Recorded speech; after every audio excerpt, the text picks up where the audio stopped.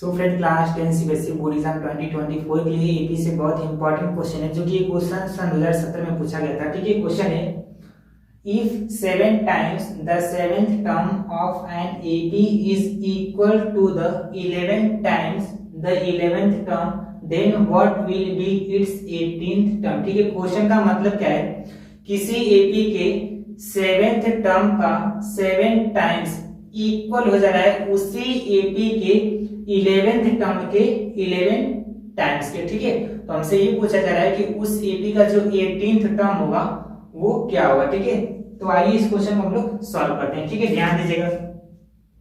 Late कर लेते हैं, let a be the first term, let a be the first term and d be the common difference, d be the common difference of the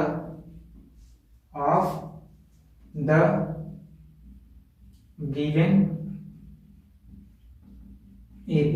ठीक है, हमने relate कर लिया कि उस AP का जो फर्स्ट टर्म है वो क्या है, A है, और जो कॉमन डिफरेंस है वो क्या है, D है। ठीक है, according to question ATQ, according to question. देखिए क्वेश्चन में क्या बोल रहा है कि उस एपी के 7th टर्म का 7 टाइम्स। ठीक है, तो ध्यान दीजिएगा 7th टर्म को हम लोग क्या लिखेंगे, 7th टर्म को हम लोग लिख सकते हैं A7। ठीक है, ये 7th टर्म हो गया, इसका 7 टाइम्स यानी कि 7 से क्या होगा, मल्टीप्लाई, ये इक्वल हो जा रहा है उसी एपी के 11th टर्म के 11 टाइम्स के। ठीक है, मींस A11। ठीक है, तो इसमें मल्टीप्लाई करेंगे किससे, 11 से। ठीक है, अब ध्यान दीजिएगा, देखिए ये हो जाएगा आपका 7। बताइए 7th टर्म को हम लोग लिख सकते हैं a plus 6d।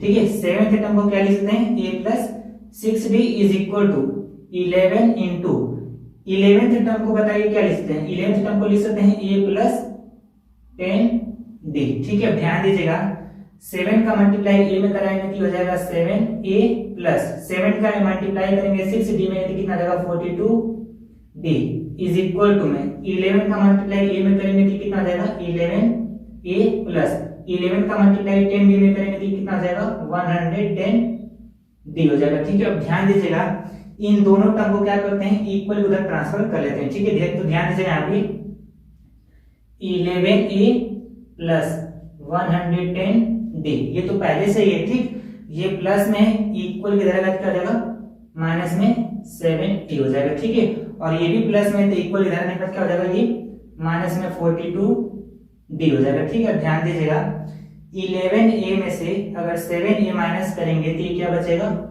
4a plus 110d में से अगर हम लोग 42d को माइनस करेंगे तो ये क्या बचेगा 68d। ठीक, अब इधर क्या बच जाएगा आपका 0 बच जाएगा। ठीक है, क्योंकि मैंने इन दोनों टर्म को उधर ट्रांसफर कर लिया तो इधर क्या बचेगा 0 बच जाएगा। ठीक है, अब ध्यान दीजिएगा हम क्या करेंगे, यहाँ से a की वैल्यू निकाल सकते हैं। ठीक है, तो ध्यान दीजिएगा 4a इज इक्वल टू में माइनस का 68d लिख सकते हैं। ठीक, क्योंकि यहाँ पर ये प्लस में था, इक्वल उधर जगह कर देगा माइनस में जाएगा। ठीक है, ध्यान दीजिएगा इस 4 से आप 68 को कैंसिल करेंगे तो a इज इक्वल टू क्या मिलेगा, माइनस में 17d। ठीक है, तो जो a की वैल्यू आ गई वो कितनी आ गई, माइनस 17d। ठीक है, अब हमसे किसका पूछा जा रहा है, 18th टर्म। ठीक, तो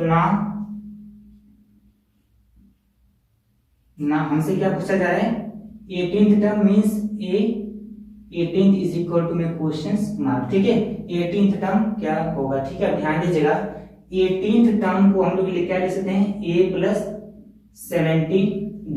ठीक है, 18th टर्म को क्या लिख सकते हैं, a प्लस 17d। अब देखिए यहाँ से a की वैल्यू तो पता है ना कितनी है, माइनस 17d, तो a की जगह क्या पुट करेंगे, माइनस 17d और ये प्लस में कितना है 17d। ठीक है, ध्यान देखिएगा ये माइनस में और ये प्लस में है। ठीक है, तो प्लस माइनस से क्या होगा, कैंसिल, ये कितना हो जाएगा 0। ठीक, मींस उस एपी का जो 18th टर्म हो क्या है 0। ठीक है, तो यहाँ पे लिखेंगे लास्ट में